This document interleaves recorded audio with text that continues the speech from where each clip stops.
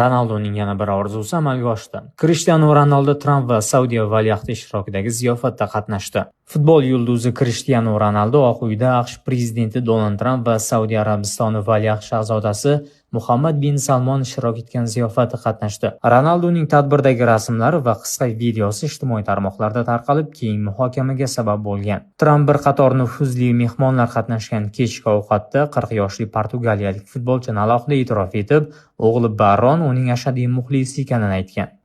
Agar kanalimizni kuzatib bormasangiz, bizni yana ko'rish ehtimolingiz juda kam. Lekin obuna bo'lgan bo'lsangiz tabriklaymiz. Bu yog'iga har kuni yangi bilimlarga ega bo'lasiz. Ma'lumotga ko'ra, Ronaldo Sharqiy xonaning old qismida prezident va shahzoda nutq so'zlagan joyga yaqin o'rinda o'tirgan. Tadbirda ikki davlat rasmiylari, FIFA prezidenti Gianni Infantino, shuningdek Apple rahbari Tim Cook va Tesla asoschisi Elon Musk kabi yirik biznes egalari ham qatnashgan. Avvalroq Ronaldo o'zining YouTube kanalidagi suhbatda Tramp bilan uchrashni xohlashini aytgan edi.